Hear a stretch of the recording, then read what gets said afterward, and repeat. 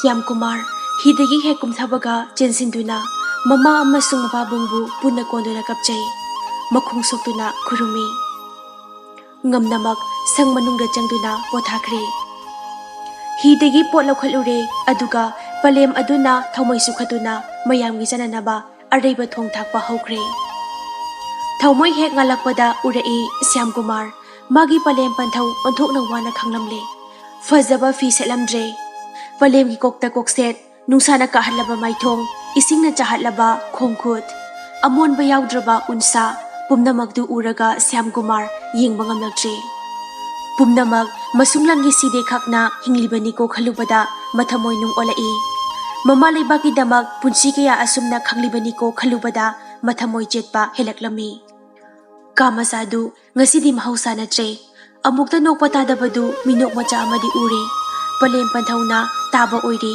Siam Kumar na wari liri marup ani dusu pangsilai palem panthau ani du mathamoi sauthoknaba honari palem mathongba chak loreduna mayam koiro koina saminare palem di mayam gi awat apa hapsari machabu yamna pijaningi ngasai makhaidi munnabu yenglude chak nakna sarakpada palem duna thongamba urei nongma jangla ambaduni khanglabada hangnare jumi haire mana laifam khangbadagi thangjing jingdolda okpa chatlubada somda sumlaklabani khumi palem panthauna nongma harauna jangjafam pikhibadugi laman ngasi thongambana singlare numidangdu thengzilakle amu kainabagi matam yaure Siam Kumar nadi haiba ngamjre thongambana haudokle phaduna thamba yararoi khanglabanina palem panthaudu thoina ngangnaba wajre harauna bidai pirakle machabu borgaloina bidai pirakpaduda mittagi pitadi takhraroi khanbani adubu palemdudi tasengna piting mangamjre adubu macha udanaba phina mamai khumjinduna khangjaki machagi mathakta tahankhide Siam Kumar palem panthaugi makhong sutuna khurumle mamabu amuktang yenglamlaga tapna tapna khong thangdokre thongamba amadi marup ani dusu inakre palem panthau ani duna tapna tapna tholaklaga sengphatraba thabalakta machana sumsum lapthokibadu yengjahawi ahal animak khojal chap hek manana bor pikhi ijasa nakhoi nakok phawa chiktana namai pakchau ko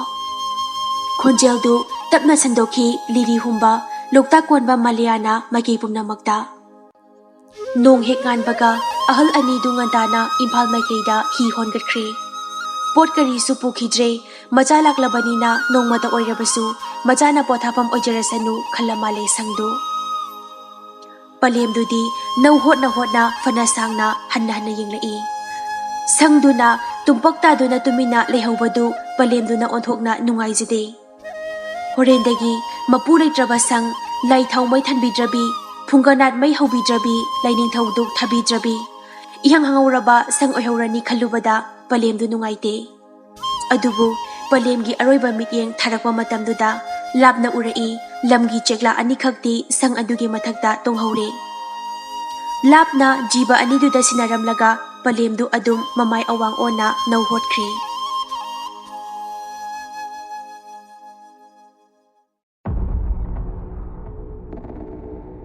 anangi thaurang mai pakle makhogi lup adu leibakna pamnare wangang ngamnadaba kaya izang thauna ngang ngamnare leibaki awanba purakpa tangai hek phadre haibasi loina bab tanabagum taure Joy Prakash Narayangi Total Revolution haibadu lamdam sida chapcharabani hainare yenglubada masimadi phai haiba hiramduti leitrabani pumna makhangi adubu madugi lamjing binanaba leiteduna leirambani haujikti anan khoira lusingduna hiram kayada ahongba amadi purakpa khara ngamnare tanjasida anan khoina ngaiduna leirakpa wafam ama faltare naharol yawaloi singi leader singa amuktang unabagi ayaba piyu haina tangnarakpadu paulakle matamdi taktre mi yamba yaroi hainasu hairei hekta mafam amadi matam pirakpa yabagi wale security gi wafam leibanina hekta thokpa yade leibak na pamnare haiba khangbaduda yawaloi singnasu anan khoigi luk asiga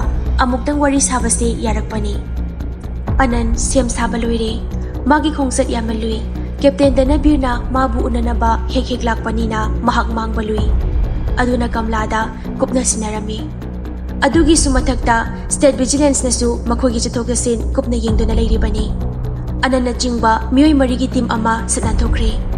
Thangjing jingjao lana chatkadoribani. Jinglaktu ugi ungaktani. Lanna khul khara tarabasu yengkibada chingi ching umangi umang asang aman ngaktani. Anand yengbagi pen banaidre. Leimatak turel na khapanga tumina chenthari. Manipur imagi tampak amukta uzadriba ichel asina jinggi awa nungai pau puduna chenthari.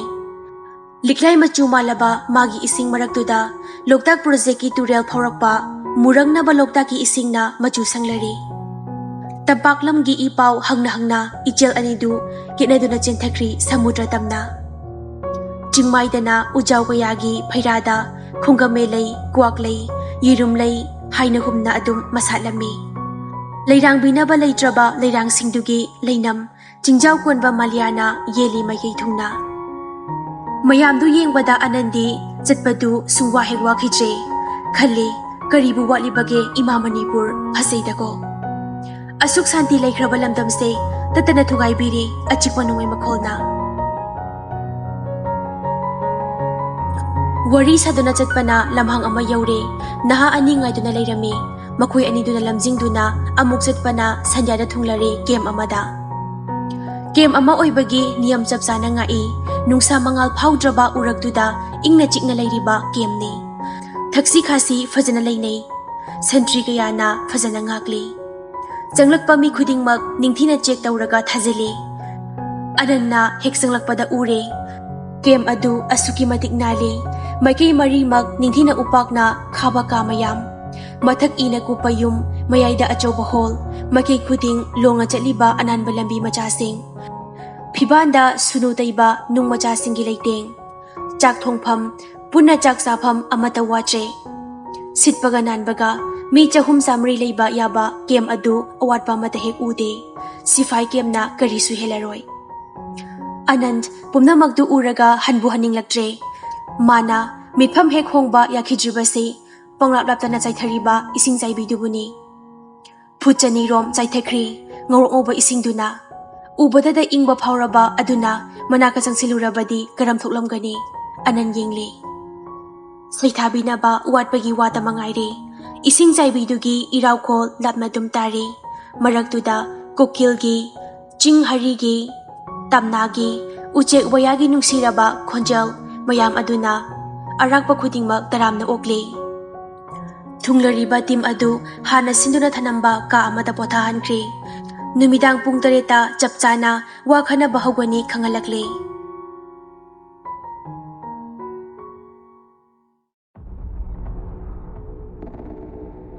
Pung 3 tabadadi pothariba anan khoida matam yauri haiduna naha amana kaurabadu minute ama soinade mafamduda maitegi pung sanade parap sem saduna anan amadi atai lakmainariba ahum thuna makthokre. Luching laibadi anan amadi Dr. Rajenani atai ani adubusu maruoiba lupki member ngaktani angakpadi hanana meeting haubaga chap manaramle uchan mayamgi maingandugi marakta mafam chana phamlamba yawaloigi leader sing round table dugi mathakta thamliba ising glassing nakal amaromda lakliba delegate marigi ahangba chakri mari aduna takle meeting adu anan khoibungai duna leiramle. Makhoi hek sangkhibada khwaidigi leader aduna harau langsingbiraknaba hairi aduga hangliba chakri adomda khuthinduna phambina bahiri hek phambaga meeting haurasi haina leader adu lepkhatuna wahai khara wamangalai. Ngasigi meeting ase yawaloi amade civilian luf anige ahanba meeting ni khabarda karida Manipur kan baluf haibasina yamna iba thingnari aduna praja singi thamoi sengnaba amuktang open discussion tawba chumlatra khanduna kausabani. Yawaloi luf kharagi mihut suwale maru oiba yawaloi luf ahumgi leader singa lengbirakliba delegate singa kari khanaba yaba yenglase warise sangumse khangduna leiraba ngakani aduna lengbirakliba singi marakta ahana mor phongdokpiro phamna hekta ngangnase chingsang lakpada mayam suwabiram nagani asi hairaga leader adu phumthaki Anand munatai mahakna hana ngangba tare fazai wahai tamlubagi kanaba lay, bevar yauna tapna hurei. Makoy na laklibasi kanagi thawin sil yauna lakpasu nate, aduga kanagi dai puba ngamjaba kangrupsu nate. Adubu langdai oibagi daita adudi chawang lawjaba ngamgani haina hurei. Makoy na lakpagi maramdi iramsi ware, sifai amadi yawaloi singi marakta leibada praja amata swar fawa ningthina honba ngamjajai. Phibam sida sarkar gi wana nakal amada thamlaka yawaloi ichilinaw singi mafamda kari khanaba yabage rethinking amatang matam sarabra khanajaningduna lakpani. Ananna naharol bu chaibasu nataba sawatpasu nataba wangangda ngangtharai. Mahakna ngangbada Manipur gi chahi lising ani hena ningtamlambadagi hauraga ngasigi phibam asi phawagi warisu palakle. Adubu pumnama kauthoklaga ngasigi phibam sida khulai gi lalhau asi nataba upai amatang khanaba yabra yingminaba pambagi wan loislai. Mahakna hek loibaga saurangnaba yawologi leader amana taboki. Yes, open discussion ina kharding angna batar. Haibiri bapum batazare. Chumi iramdam asi lalbung ole. Ui batabane. Aikhoy lanpham amagi damak sem sari bane. Sifai amani na harol gi marakta praja onthokna ware haibasi maju asumbane. Adubu wa batabane. Salani waina rabadi napitat batabane. Upul ho batabane. Ipa ipu chaibadi nateko. Tungi phibam khangdaba ipa ipu singdugi macha masu oirubana ngasi aikhoy wari bane. Achauba leibak amada tinsilubadu lali chumi ai haizeroi. Adubu laibak thibane. Praja amatanasu yeningdaba utuna laukhide. Maning tamba National Assembly leina warep amata lauramde. Maning tamba leibak amada puluraba matungda party state ona thamjilakpa matamda praja kaya yeningdaba uthibage. Rajniti wala kaya jail changkhibage. Adugumba praja singdugi macha masu oirubana ngasi aikoi awaba taribani. Aikoi waba tabani. Wai haiduna aikoi karisu taromdana siba tarabra. Aikoi di siba tarabasu sirabani. Lalhau asinatana aikoi gi asa laitre. Aduna hojek rethinking matang sade haijining. Loisinkhre discussion asi sagatnaba henarai. Aduna tapthanaba mathau tai. Amana tap hek okpa taunade. Leader aduna lakliba mayamgi modna hena maru oi hairakpadagi mathang Dr. Rajen ngang patare. Rajen su fazana hawi. Hairi ngangjariba aise iramdambu othong nusisaba misakni. Asokpa inawa masu jingkhong tana chatuna layeng jaruba misak amasuni. Hoi ngangnaribase iramdamgi ai phanabagi damakni. Ahanba maktada ngasi iramdamgi damak tinkang marakta narakta punsi lenbiriba mayambu sukok nonjari. Haiba yai adubu aigi chamlaba wahangdi kadai phauba ningtamse haibage. Ningtamba leibak mayam punsilaga achauba leibak ama sembada kari kaibage. Semkhre masida aikhoigi hakmat pire tuhat pire natragana achauba phurupna macha aikhoibu sumyo chinkhidawre haiba pendaba kaya phongdoknari. Wafam aside khulai paidrabasu yaroitra. Ahingsa gi lambida aikhoina tawba yaba lambi kayada ihau kaya sagatpa yaina. Dr. Lakak tawi naharol gi reksan yengi tanja lauki yawaloi amana mahak emotional oiraf tawi magi mod phongdorai. Wafam se menta gadaba manjre. Wafam ama haisege. Iramdam asida mioi group ani khakle. Amana samasya di uba soire phatre haibadi khangba. Aduga makhuti tungda punduna adum leiba.